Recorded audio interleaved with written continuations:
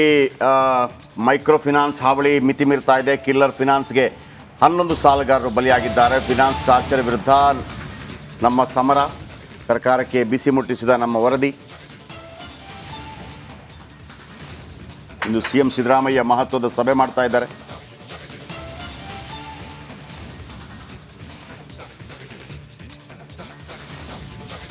ಸುಗ್ರೀವಾಜ್ಞೆ ಮಾಡ್ತಾರೆ.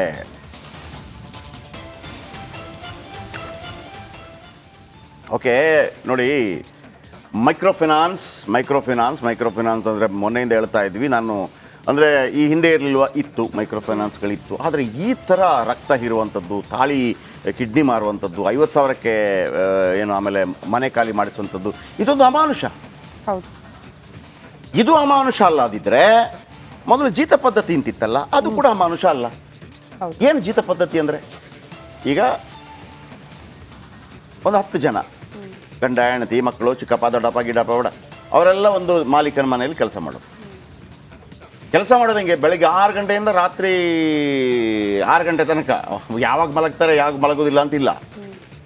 ಅವರಿಗೆ ಊಟಕ್ಕೆ ಕೊಟ್ಟರಾಯ್ತಿಲ್ಲ, ಅವರಿಗೆ ಸಂಬಳ ಇಲ್ಲ, ಮತ್ತೊಂದಿಲ್ಲ, ಗೌರವ ಇಲ್ಲ, ಮತ್ತೊಂದಿಲ್ಲ. ಆಗ ನಾವು ಹೇಳ್ಬೋದು ಇದಕ್ಕಿಂತ ಅದು ಬೆಸ್ಟ್ ಇದೆ ಅಂತೇಳಿ. ಅಟ್ಲೀಸ್ಟ್ ಊಟ ಆದರೂ ಕೊಡ್ತಾ ಇದ್ದಾರೆ, ಅಟ್ಲೀಸ್ಟ್ ಮಲಗೋದಕ್ಕೆ ನೆಲೆ ಆದರೂ ಕೊಡ್ತಾ ಇದ್ದಾರೆ. ಇದು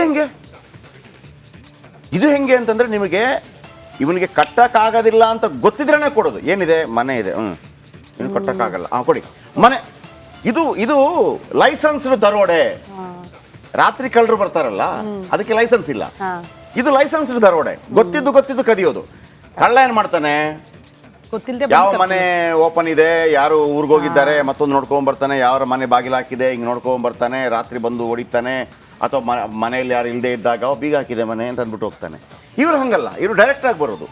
ಚೆನ್ನಾಗಿದೆ ಮನೆ, ಬಲೆ ಹಾಕೋದು ಫಸ್ಟು. ಸಾಲ ತಗೊಳ್ಳಿ ಅಂತ ಗೊತ್ತಿ, ನನ್ನ ಮಗನಿಗೆ ಕಟ್ಟಕ್ಕಾಗಲ್ಲ ಅಂತೇಳಿ 6 ಹಾಕೊಳ್ಳೋದು, ಆ ಮನೆಯನ್ನು ಲಪಟಾಯಿಸೋದು. ಆ ಕಳ್ಳನಿಗೂ ಈ ಕಳ್ಳನಿಗೆ ಏನ್ರಿ ವ್ಯತ್ಯಾಸ? ಆ ಕಳ್ಳನೇ ಗ್ರೇಟ್ ಒಂದು ಲೆಕ್ಕದಲ್ಲಿ. ಯಾಕಂದ್ರೆ ಅವನಿಗೆ ಆತ್ಮಸಾಕ್ಷಿ ಆದ್ರೆ ಹೇಳ್ಬೋದು, ನಾನು ಇದು ಕಳ್ಳತನ ಮಾಡ್ತಾ ಇರೋದು.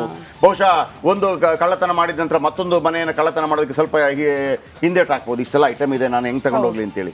ಈ ಕಳ್ಳ ಹಂಗಲ್ಲ. ಈ ಕಳ್ಳ ಎದುರಲ್ಲೇ ನಿಮ್ಮನ್ನ ದರೋಡೆ ಮಾಡ್ತಾ ಹೋಗ್ತಾ ಇರ್ತಾನೆ. ಆಮೇಲೆ ಸರ್ಕಾರ ಅದಕ್ಕೆ ಇವನು ದರೋಡೆ ಮಾಡಿದ್ದು ಕರೆಕ್ಟ್ ಅಂತೇಳಿ ಸೀಲ್ ಆಗ್ತಾ ಇರುತ್ತೆ. ಯಾಕಂದ್ರೆ RBI ಲೈಸೆನ್ಸ್ ಕೊಟ್ಟಿದೆ, ಮತ್ತೊಂದು ಲೈಸೆನ್ಸ್ ಕೊಟ್ಟಿದೆ. 11 ಜನ ಸತ್ತೋಗಿದ್ದಾರೆ ಇಲ್ಲಿ ತನಕ. 11 ಜನ. ಇಲ್ಲಿ ಯಾವ ನೋಡಿ, 100 ಮೈಕ್ರೋ ಫೈನಾನ್ಸ್ ಇದೆ. ಸಹಕಾರ ಸಂಘ ಅಂತ ಹೇಳ್ತಾರೆ, ಮೈಕ್ರೋ ಫೈನಾನ್ಸ್ ಅಂತ ಹೇಳ್ತಾರೆ, ಮತ್ತೊಂದು ಅಂತ ಹೇಳ್ತಾರೆ, ಬೇರೆ ಬೇರೆ ಹೆಸರುಗಳಿದೆ. ಆಮೇಲೆ ಮೊಬೈಲ್ ಮುಖಾಂತರ ಮಾಡ್ತಾರೆ. ಎಲ್ಲವೂ ಕೂಡ ಎಲ್ಲದಕ್ಕೂ ಕಡಿವಾಣ ಹಾಕಬೇಕು. ಇವತ್ತು ಒಂದು ಸ್ಪೆಷಲ್ ಮೀಟಿಂಗ್ ಕರೀತಾ ಇದ್ದಾರೆ ಸುಗ್ರೀವಾಜ್ಞೆ ಮೂಲಕ. ಇದನ್ನು ನಿಜವಾಗಿ ಮಾಡಬೇಕಾಗಿದ್ದು ಕೇಂದ್ರ ಸರ್ಕಾರ ಮಾಡಬೇಕು ಅಂತೇಳಿ ಕೃಷ್ಣ ಬೈರೇಗೌಡರು ಹೇಳ್ತಾ ಇದ್ದಾರೆ. ನೀವು ಕೇಂದ್ರ ಮಾಡ್ತಿರೋ, ರಾಜ್ಯ ಮಾಡ್ತಿರೋ, ನಿಮಗೂ ಓಟ್ ಹಾಕಿದ್ದೀವಿ, ಅವ್ರಿಗೆ ಓಟ್ ಹಾಕಿದ್ದೀವಿ, ನೀವು ಅವ್ರಿಗೆ ಫೋನ್ ಮಾಡ್ಕೊಳ್ಳಿ, ಅವ್ರು ನಿಮ್ಗೆ ಫೋನ್ ಮಾಡ್ಕೊಳ್ಳಿ. ನಾವು ನಿಮಗೆ ಓಟ್ ಹಾಕಿ ಅಧಿಕಾರ ಕೊಟ್ಟಿದ್ದೀವಿ, ನಾವು ನಿಮಗೆ ತೆರಿಗೆ ಕೊಟ್ಟಿದ್ದೀವಿ. ನಮ್ಮ ಬಡ ಹೆಣ್ಣು ಮಕ್ಕಳು ಗಂಡು ಮಕ್ಕಳು ಯಾರೇ ಆಗಲಿ ಸಾಯೋದು ಬಡವರು.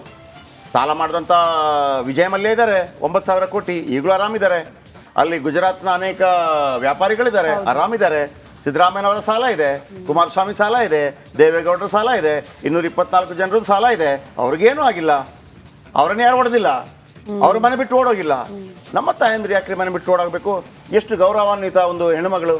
ಯಾಕೆ ಆ ಥರ ಆಳ್ಬೇಕು? ಅವರು ಯಾಕೆ ಆಳ್ಬೇಕು? ಯಾರು ಕಣ್ಣೊರೆಸ್ಬೇಕು? ನನ್ನ ಹಿಂದ ನಾಯಕ ಕಣ್ಣೊರೆಸಿ ಅಲ್ವಾ, ಹೈಂದ ನಾಯಕ ಅಲ್ವಾ? ಎಲ್ಲ ಹೈಂದಕ್ಕೆ ಸೇರಿದವರೇ ಇದ್ದಾರೆ. ನಾನು ಇಲ್ಲಿ ಹಿಂದ ಅಂತ ಹೇಳ್ತಾ ಇಲ್ಲ. ಪಾಪ ಬ್ರಾಹ್ಮಣರು ಇದ್ದಾರೆ, ಲಿಂಗಾಯತರು ಇದ್ದಾರೆ, ಒಕ್ಕಲರು ಇದ್ದಾರೆ. ನಾವೇನು ಜಾತಿ ವ್ಯವಸ್ಥೆಯನ್ನು ಮಾಡ್ಕೊಂಡ್ಬಿಟ್ಟಿದ್ವಲ್ಲ ನಮ್ಮ ಕರ್ಮಕ್ಕೆ.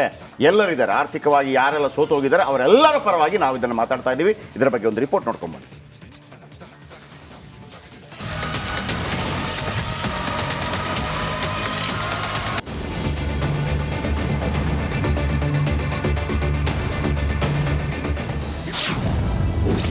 ಕರುನಾಡಲ್ಲಿ ಧನದಾಗಿ ಮೈಕ್ರೋ ಫೈನಾನ್ಸ್ ಹಾವಳಿ. ಕಿಲ್ಲರ್ ಫೈನಾನ್ಸ್ಗೆ 11 ಮಂದಿ ಸಾಲಗಾರರು ಬಲಿ.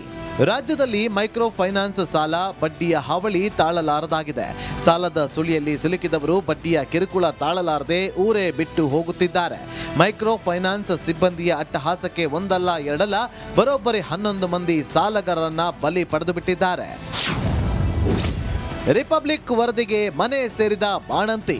ಬೆಳಗಾವಿಯ ಸುವರ್ಣಸೌಧದ ಪಕ್ಕದ ಗ್ರಾಮ ತಾರಿಹಾಳದಲ್ಲಿ ಬಾಣಂತಿ ಇದ್ದರೂ ಕರುಣೆ ತೊರೆದ ಕಟುಕರು ಮನೆ ಸೀಸ್ ಮಾಡಿದ್ರು. ಫೈನಾನ್ಸ್ ಸಿಬ್ಬಂದಿ ಕಿರುಕುಳಕ್ಕೆ ಕುಟುಂಬ ಬಿಕ್ಕಿ ಬಿಕ್ಕಿ ಕಣ್ಣೀರಿಟ್ಟಿದೆ. ನಿಮ್ಮ ರಿಪಬ್ಲಿಕ್ ಕನ್ನಡ ವರದಿ ಮಾಡಿದ ಬೆನ್ನಲ್ಲೇ ಘಟನೆ ತಿಳಿದ ಜಿಲ್ಲಾಧಿಕಾರಿ ಗ್ರಾಮಕ್ಕೆ ಭೇಟಿ ನೀಡಿ ಮನೆ ಬೀಗ ಹೊಡೆದು ಕುಟುಂಬಕ್ಕೆ ಡಿಸಿ ಮೊಹಮ್ಮದ್ ರೋಷನ್ ಕಠಿಣ ಕ್ರಮ ತೆಗೆದುಕೊಳ್ಳುವ ಭರವಸೆ ನೀಡಿದ್ದಾರೆ.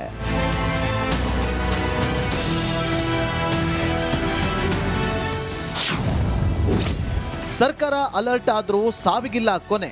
ಇನ್ನು ಖಾಸಗಿ ಫೈನಾನ್ಸ್ ಹಾವಳಿಗೆ ಹಾವೇರಿಯಲ್ಲಿ ಮತ್ತೊಂದು ಹೆಣ ಬಿದ್ದಿದೆ. ಶಿಗ್ಗಾವಿ ತಾಲೂಕಿನ ಬಂಕಾಪುರದ ಕೊಟ್ಟಿಗೇರಿಯ ನಾಗಪ್ಪ ಗುಂಜೋಳ ಎಂಬಾತ 15 ಲಕ್ಷ ಸಾಲ ಮಾಡಿ ಬಡ್ಡಿ ಕಟ್ಟಲಾಗದೆ ನೇಣಿಗೆ ಶರಣಾಗಿದ್ದಾರೆ. ಮೈಕ್ರೋ ಕಂಪನಿ ಅಟ್ಟಹಾಸಕ್ಕೆ ಸರ್ಕಾರ ಸುಗ್ರೀವಾಜ್ಞೆ. ರಾಜ್ಯದಲ್ಲಿರುವ ಮೈಕ್ರೋ ಫೈನಾನ್ಸ್ ಸಂಸ್ಥೆಗಳಿಂದ ಸಾರ್ವಜನಿಕರಿಗೆ ಆಗುತ್ತಿರುವ ತೊಂದರೆಗಳ ಕುರಿತು ಚರ್ಚೆ ನಡೆಸಲು ಮುಖ್ಯಮಂತ್ರಿ ಸಿದ್ದರಾಮಯ್ಯ ಇಂದು ಉನ್ನತ ಮಟ್ಟದ ಸಭೆ ಕರೆದಿದ್ದಾರೆ. ತಮ್ಮ ಗೃಹ ಕಚೇರಿ ಕೃಷ್ಣಾದಲ್ಲಿ ಬೆಳಗ್ಗೆ 11 ಗಂಟೆಗೆ ನಡೆಯುವ ಸಭೆಗೆ ಬರುವಂತೆ ಡಿಸಿಎಂ ಡಿಕೆ ಶಿವಕುಮಾರ್, ಗೃಹ ಸಚಿವ ಪರಮೇಶ್ವರ್, ಕಂದಾಯ ಸಚಿವ, ಸಹಕಾರ ಸಚಿವರಿಗೆ ಆಹ್ವಾನಿಸಿದ್ದು, ಮುಖ್ಯ ಕಾರ್ಯದರ್ಶಿ, ಪೊಲೀಸ್ ಮಹಾನಿರ್ದೇಶಕರು ಸೇರಿದಂತೆ ಅಡ್ವೊಕೇಟ್ ಜನರಲ್, ಆರ್ಥಿಕ ಒಳಾಡಳಿತ ಇಲಾಖೆ ಹಿರಿಯ ಅಧಿಕಾರಿಗಳಿಗೆ ಹಾಜರಿರುವಂತೆ ಸೂಚನೆ ಕೊಟ್ಟಿದ್ದಾರೆ. ಸುಗ್ರೀವಾಜ್ಞೆ ತಂದು ಆದಷ್ಟು ಬೇಗ ಶೋಷಣೆಗೆ ಲಗಾಮ್ ಹಾಕ್ತಕ್ಕಂಥ ಮಟ್ಟ ಹಾಕ್ತಕ್ಕಂಥ ಪ್ರಯತ್ನ ಮಾಡೋದು ಸರ್ಕಾರದ ಸದ್ಯದ ಚಿಂತನೆ ಆಗಿದೆ. ರಿಪಬ್ಲಿಕ್ ನಿರಂತರ ವರದಿಗೆ ಎಚ್ಚೆತ್ತ ಸಚಿವರು. ನೋಡಮ್ಮ, ಸಿಎಂ ಮತ್ತು ನಮ್ಮ ರೆವಿನ್ಯೂ ಮಿನಿಸ್ಟ್ರು, ಹೋಮ್ ಮಿನಿಸ್ಟ್ರು, ಲಾ ಮಿನಿಸ್ಟ್ರು ಎಲ್ಲ ಕುತ್ಕೊಂಡು ಚರ್ಚೆ ಮಾಡ್ತಾ ಇದ್ದಾರೆ. ಇದು ನನಗೆ ಬಹಳ ಹಿಂದಿಂದನೂ ಇದು ಗೊತ್ತು. ಈ ವಿಚಾರ ಬಹಳ ಅಧ್ಯಯನ ಮಾಡಿದ್ದೀನಿ. ಈಗ ಲೀಗಲ್ ಆಗಿ ಏನೇನು ಆಸ್ಪೆಕ್ಟ್ಸ್ ಇದೆ ಅನ್ನೋದೆಲ್ಲ ಗಮನದಲ್ಲಿ ಇಟ್ಕೊಂಡು ಚರ್ಚೆ ಮಾಡ್ತಾ ಇದ್ದೀವಿ. ಸದ್ಯದಲ್ಲೇ will come out what action will be. ಅದು ಕಮಿಟ್ಮೆಂಟ್ ಆಗಿರುತ್ತೆ. ಆ ಆಧಾರದ ಮೇಲೆ ಅವರು ಹೋಗಿ ಮನೆ ರೈಡ್ ಮಾಡೋದು, ಮನೆ ಸೀಸ್ ಮಾಡೋದು, ಈ ರೀತಿ ಎಲ್ಲ ಮಾಡ್ತಿದ್ದಾರೆ. ಅದನ್ನು ನಾವು ಕಾನೂನಿನಲ್ಲೇ ನಾವು ಅದಕ್ಕೆ ಸೊಲ್ಯೂಷನ್ ಕಂಡುಹಿಡಿಬೇಕು. ಈಗಾಗಲೇ ಕಾನೂನು ಸಚಿವರು ಕೂಡ ಅದರ ಬಗ್ಗೆ ಗಮನ ಹರಿಸಿದ್ದಾರೆ. ಮುಖ್ಯಮಂತ್ರಿಗಳು ಕೂಡ ಹೇಳಿಕೆ ಕೊಟ್ಟಿದ್ದಾರೆ. ಕಾನೂನನ್ನು ನಾವು ಇನ್ನೂ ಈ ಬರುವಂಥ ದಿವಸದಲ್ಲಿ ಅಮೆಂಡ್ಮೆಂಟ್ ಮಾಡಿ ಕಠಿಣವಾಗಿ ಮಾಡ್ತೀವಿ. ಈ ಮೈಕ್ರೋ ಫೈನಾನ್ಸಿಂದ ಸಾರ್ವಜನಿಕರು ಆತ್ಮಹತ್ಯೆ ಆಗೋ ಪ್ರಕರಣಗಳು ಬರೋಂಥದ್ದಾದರೆ ಅವರಿಗೆ ಬಡ್ಡಿ, ಸುಸ್ತಿ ಬಡ್ಡಿ ಹಾಕಿ ತೊಂದರೆ ಕೊಡೋದಾದ್ರೆ ಅವ್ರ ಮೇಲೆ ಯಾವ ರೀತಿ ಕಾನೂನು ಕ್ರಮ ಜರುಗಿಸ್ಲಿಕ್ಕಾಗುತ್ತೋ ಜರುಗಿಸ್ಲಿಕ್ಕೆ ಈಗಾಗಲೇ ಮುಖ್ಯಮಂತ್ರಿಗಳು ಈ ಡೈರೆಕ್ಷನ್ ಕೊಟ್ಟರೆ ನಮ್ಮ ಜಿಲ್ಲೆನಲ್ಲೂ ಸೀರಿಯಸ್ ಆಗಿ ಮಾಡ್ತೀವಿ. ಸಿಎಂ ನೇತೃತ್ವದಲ್ಲಿ ಇಂದು ನಡೆಯಲಿರುವ ಸಭೆ ಮೇಲೆ ಎಲ್ಲರ ಚಿತ್ತ ನೆಟ್ಟಿದೆ. ಹೊಸ ಕಾನೂನು ತರ್ತಾರೆ, ಅದರಿಂದ ಬಡ ಜನರಿಗೆ ಸೂಕ್ತ ಬಲ ನೀಡುತ್ತಿದೆ. Bureau report. ಒಂದು ಕಳ್ಳತನ ಮಾಡಿದ ನಂತರ ಮತ್ತೊಂದು ಮನೆಯನ್ನು ಕಳ್ಳತನ ಮಾಡೋದಕ್ಕೆ ಸ್ವಲ್ಪ ಹಿಂದೇಟ್ ಹಾಕ್ಬೋದು. ಇಷ್ಟೆಲ್ಲ ಐಟಮ್ ಇದೆ, ನಾನು ಹೆಂಗೆ ತಗೊಂಡು ಹೋಗ್ಲಿ ಅಂತೇಳಿ. ಈ ಕಳ್ಳ ಹಂಗಲ್ಲ. ಈ ಕಳ್ಳ ಎದುರಲ್ಲೇ ನಿಮ್ಮನ್ನ ದರೋಡೆ ಮಾಡ್ತಾ ಹೋಗ್ತಾ ಇರ್ತಾನೆ. ಆಮೇಲೆ ಸರ್ಕಾರ ಅದಕ್ಕೆ ಇವನು ದರೋಡೆ ಮಾಡಿದ್ದು ಕರೆಕ್ಟ್ ಅಂತೇಳಿ ಸೀಲಾಗ್ತಾ ಇರುತ್ತೆ. ಯಾಕಂದರೆ RBI ಲೈಸೆನ್ಸ್ ಕೊಟ್ಟಿದೆ, ಮತ್ತೊಂದು ಲೈಸೆನ್ಸ್ ಕೊಟ್ಟಿದೆ. 11 ಜನ ಸತ್ತೋಗಿದ್ದಾರೆ ಇಲ್ಲಿ ತನಕ. 11 ಜನ. ಇಲ್ಲಿ ನೋಡಿ, ನೂರಾರು ಮೈಕ್ರೋ ಫೈನಾನ್ಸ್ ಇದೆ. ಸಹಕಾರ ಸಂಘ ಅಂತ ಹೇಳ್ತಾರೆ, ಮೈಕ್ರೋ ಫೈನಾನ್ಸ್ ಅಂತ ಹೇಳ್ತಾರೆ, ಮತ್ತೊಂದು ಅಂತ ಹೇಳ್ತಾರೆ, ಬೇರೆ ಬೇರೆ ಹೆಸರುಗಳಿದೆ. ಆಮೇಲೆ ಮೊಬೈಲ್ ಮುಖಾಂತರ ಮಾಡ್ತಾರೆ. ಎಲ್ಲವೂ ಕೂಡ ಎಲ್ಲದಕ್ಕೂ ಕಡಿವಾಣ ಹಾಕಬೇಕು. ಇವತ್ತು ಒಂದು ಸ್ಪೆಷಲ್ ಮೀಟಿಂಗ್ ಕರೀತಾ ಇದ್ದಾರೆ ಸುಗ್ರೀವಾಜ್ಞೆ ಮೂಲಕ. ಇದನ್ನು ನಿಜವಾಗಿ ಮಾಡಬೇಕಾಗಿದ್ದು ಕೇಂದ್ರ ಸರ್ಕಾರ ಮಾಡಬೇಕು ಅಂತೇಳಿ ಕೃಷ್ಣ ಬೈರೇಗೌಡರು ಹೇಳ್ತಾ ಇದ್ದಾರೆ. ನೀವು ಕೇಂದ್ರ ಮಾಡ್ತಿರೋ, ರಾಜ್ಯ ಮಾಡ್ತಿರೋ, ನಿಮ್ಗೆ ಓಟ್ ಹಾಕಿದ್ದೀವಿ, ಅವ್ರಿಗೆ ಓಟ್ ಹಾಕಿದ್ದೀವಿ, ನೀವು ಅವ್ರಿಗೆ ಫೋನ್ ಮಾಡ್ಕೊಳ್ಳಿ, ಅವ್ರು ನಿಮ್ಗೆ ಫೋನ್ ಮಾಡ್ಕೊಳ್ಳಿ. ನಾವು ನಿಮಗೆ ಓಟ್ ಹಾಕಿ ಅಧಿಕಾರ ಕೊಟ್ಟಿದ್ದೀವಿ, ನಾವು ನಿಮಗೆ ತೆರಿಗೆ ಕೊಟ್ಟಿದ್ದೀವಿ. ನಮ್ಮ ಬಡ ಹೆಣ್ಣು ಮಕ್ಕಳು, ಗಂಡು ಮಕ್ಕಳು ಯಾರೇ ಆಗಲಿ ಸಾಯೋದು ಬಡವರು. ಸಾಲ ಮಾಡಿದಂಥ ವಿಜಯ ಮಲ್ಯ ಇದ್ದಾರೆ, 9,000 ಕೋಟಿ, ಈಗಲೂ ಆರಾಮಿದ್ದಾರೆ. ಅಲ್ಲಿ ಗುಜರಾತ್ನ ಅನೇಕ ವ್ಯಾಪಾರಿಗಳಿದ್ದಾರೆ, ಆರಾಮಿದ್ದಾರೆ. ಸಿದ್ದರಾಮಯ್ಯನವರ ಸಾಲ ಇದೆ, ಕುಮಾರಸ್ವಾಮಿ ಸಾಲ ಇದೆ, ದೇವೇಗೌಡರ ಸಾಲ ಇದೆ, 224 ಜನರ ಸಾಲ ಇದೆ. ಅವ್ರಿಗೇನೂ ಆಗಿಲ್ಲ. ಅವ್ರನ್ನ ಯಾರು ಹೊಡೆದಿಲ್ಲ, ಅವ್ರ ಮನೆ ಬಿಟ್ಟು ಓಡೋಗಿಲ್ಲ. ನಮ್ಮ ತಾಯಂದ್ರೆ ಯಾಕ್ರಿ ಮನೆ ಬಿಟ್ಟು ಓಡೋಗಬೇಕು? ಎಷ್ಟು ಗೌರವಾನ್ವಿತ ಒಂದು ಹೆಣ್ಣುಮಗಳು. ಯಾಕೆ ಆ ಥರ ಆಳಬೇಕು? ಅವರು ಯಾಕೆ ಆಳಬೇಕು? ಯಾರು ಕಣ್ಣೊರೆಸ್ಬೇಕು? ನನ್ನ ಹಿಂದ ನಾಯಕ. ಕಣ್ಣೊರೆಸಿ ಅಲ್ವಾ? ಐಂದ ನಾಯಕ ಅಲ್ವಾ? ಎಲ್ಲ ಹಿಂದಕ್ಕೆ ಸೇರಿದವರೇ ಇದ್ದಾರೆ. ನಾನು ಇಲ್ಲಿ ಹಿಂದ ಅಂತ ಹೇಳ್ತಾ ಇಲ್ಲ. ಪಾಪ ಬ್ರಾಹ್ಮಣರು ಇದ್ದಾರೆ, ಲಿಂಗಾಯತರು ಇದ್ದಾರೆ, ಒಕ್ಕಲರು ಇದ್ದಾರೆ. ನಾವೇನು ಜಾತಿ ವ್ಯವಸ್ಥೆಯನ್ನು ಮಾಡ್ಕೊಂಡ್ಬಿಟ್ಟಿದ್ವಲ್ಲ ನಮ್ಮ ಕರ್ಮಕ್ಕೆ. ಎಲ್ಲರೂ ಇದ್ದಾರೆ. ಆರ್ಥಿಕವಾಗಿ ಯಾರೆಲ್ಲ ಸೋತು ಹೋಗಿದ್ದಾರೆ ಅವರೆಲ್ಲರ ಪರವಾಗಿ ನಾವು ಇದನ್ನು ಮಾತಾಡ್ತಾ ಇದ್ದೀವಿ. ಇದರ ಬಗ್ಗೆ ಒಂದು ರಿಪೋರ್ಟ್ ನೋಡ್ಕೊಂಡ್ಬನ್ನಿ.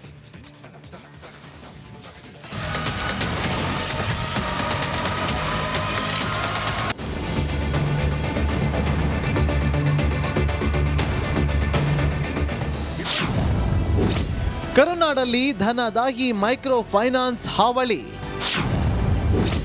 ಕಿಲ್ಲರ್ ಫೈನಾನ್ಸ್ಗೆ 11 ಮಂದಿ ಸಾಲಗಾರರು